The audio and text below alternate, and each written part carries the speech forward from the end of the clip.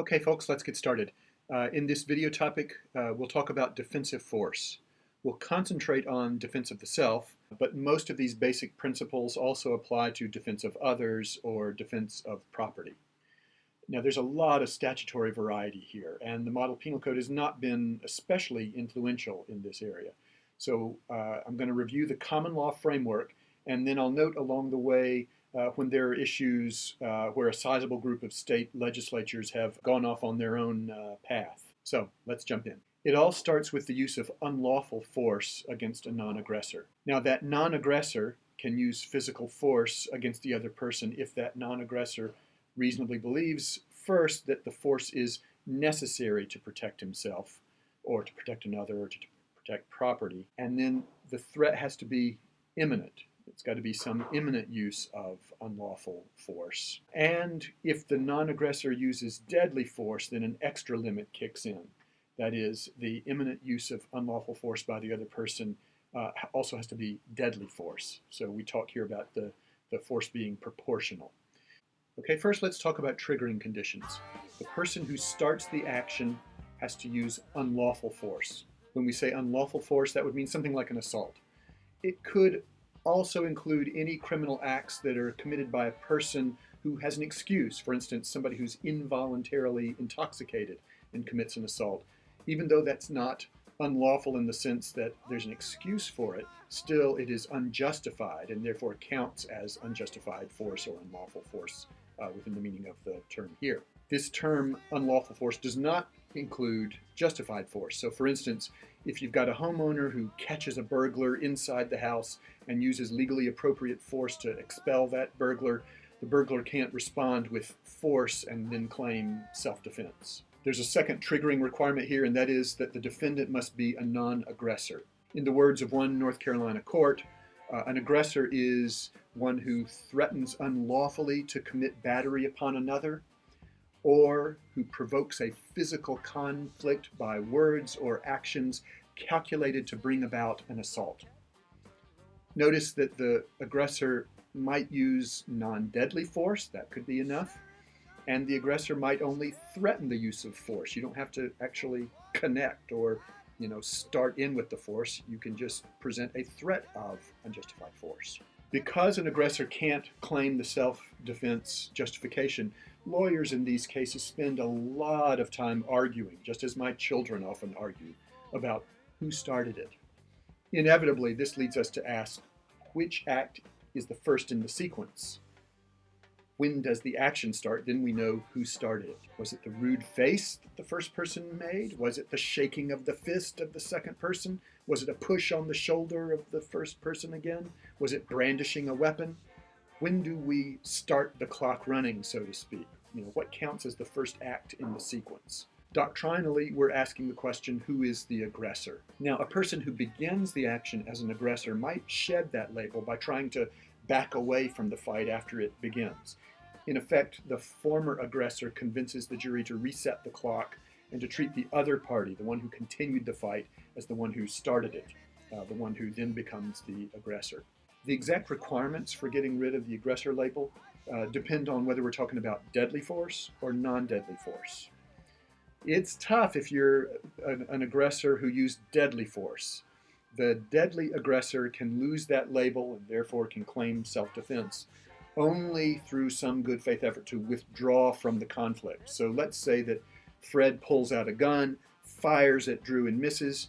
Drew now pulls out a machete and approaches with killing on his mind. Let's say that Fred only had one bullet and it's spent. Fred thinks it would be a good idea now to back away from this conflict. Fred can lose the status of aggressor only by signaling withdrawal. Maybe dropping the gun would be enough, perhaps announcing, "I'm out of bullets, never mind." Once you've done that and deadly force remains a necessity, it becomes possible later for Fred to claim self-defense because he's lost the label of aggressor, even though he started with deadly force. But it's hard to do. It's easier for the non-deadly aggressor to lose that label. Let's say that Fred punches Drew, a use of non-deadly force. And Drew responds by pulling out that machete, and he starts swinging using deadly force. Drew's disproportionate response, escalating the conflict into a deadly one, means that Fred is no longer labeled the aggressor, at least in most states. A few states require Fred to attempt to retreat in this situation before he sheds that label of regressor. Now let's move from the triggering requirements to the methods used to test the non-aggressor defendant's response. The first of these tests is necessity. The defense won't work unless the defendant reasonably believes that some lesser response will not stop the attack. In other words, that the response of the defendant was necessary. Now, if a non-deadly response will suffice, you have to stop with non-deadly force. Imagine, for instance, that an attacker, Fred, is old and slow and is holding a small knife, but no other weapon. If a kick to the midsection will suffice for the target of the assault, you can't pull out your machete at that point. Another aspect of the necessity requirement is the lively legislative debate about retreat versus stand your ground. The retreat principle says that if the defendant knew about a completely safe route of retreat and did not take that retreat after the attack began, then the deadly response of the defendant was not strictly necessary. Now, there's an exception to this retreat doctrine, and it's called the castle doctrine. No retreat is required if you're in your own dwelling, or in some places in your own workplace, or in a few places if you're in your own car. All of these areas get the benefit of the castle rule. And the idea is you're allowed to stand your ground in that last place of defense, and you shouldn't have to retreat out of your home, even if you could do so in complete safety. So this is a widely adopted exception to the retreat doctrine. There's also an exception to the exception, and that is, what if the attacker also lives in the castle? In that setting, the traditional rule is that the retreat doctrine kicks in once again because in this setting, both have equal claim to this castle. This is obviously a problematic doctrine in the setting of domestic violence. So there's some pressure to change, and many legislatures have changed this exception to the exception. A good number of state legislatures are now limiting the retreat doctrine, even outside of these castle situations. So a growing number of states now declare a more general right to stand your ground if you're attacked. The response is treated as necessary, even when retreat is possible, available, completely safe. What do legislators say during debates about these stand your ground laws? In part, I think these laws reflect skepticism about the power of government to respond to private violence. I think they are more likely to show up in settings that are less urban, that are more spread out, where response times are slower. It's not surprising that this doctrine is a favorite of the National Rifle Association, and it's gotten all tangled up in gun politics.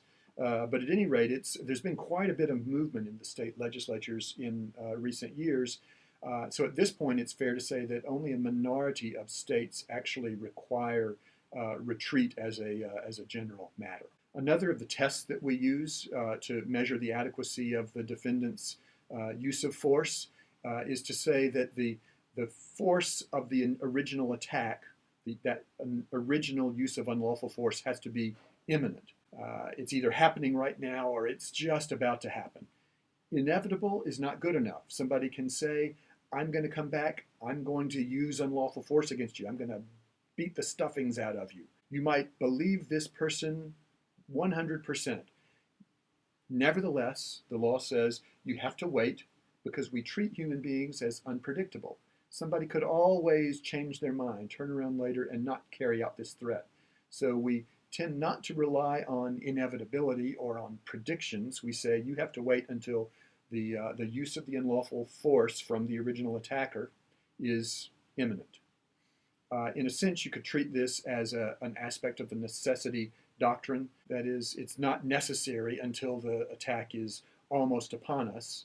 Or you could treat imminence as a standalone doctrine that helps us sort out who is the aggressor and who's not the aggressor. It helps us define the time limit for the relevant series of events.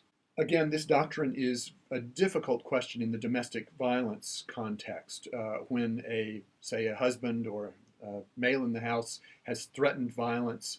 Do you really want the threatened person, the female very often, to wait around until he comes back with his gun or his knife or whatever the other weapon might be? Or can she make some kind of preemptive strike, as in the case of the famous movie The Burning Bed? In addition to the trigger requirements and the various components of necessity, self-defense also requires the fact finder to conclude that the defendant's force was proportional to the threat. So this is a doctrine that says a defendant can't use deadly force to respond to an attack with non-deadly force. And this is different from the necessity defense, because even if the attacker is extremely determined and can only be stopped with deadly force, you can't use it even though it might be necessary, because if the threat is non-deadly force, you can't respond with disproportionate deadly force, even though you may believe reasonably that that's necessary to stop the attack. Now finally, these core requirements of necessity and proportionality are evaluated from both a subjective and an objective point of view. Over on the subjective side, a defendant personally does have to believe that the attack is imminent, that the use of force in response to an attack is necessary to stop it, and that the force in response is proportional to the type of force that is coming onto the scene. Objectively, the defendant has to have a reasonable belief. It is possible for the defendant to be mistaken about one or more of these questions about necessity or about proportionality and still get the benefit of the defense. In that mistake, the jury ultimately has to believe that it's a reasonable belief. And all the usual complications that we've dealt with before about reasonable in the actor's situation will apply here, and so we will look more closely at this doctrine when we get together next time. See you then.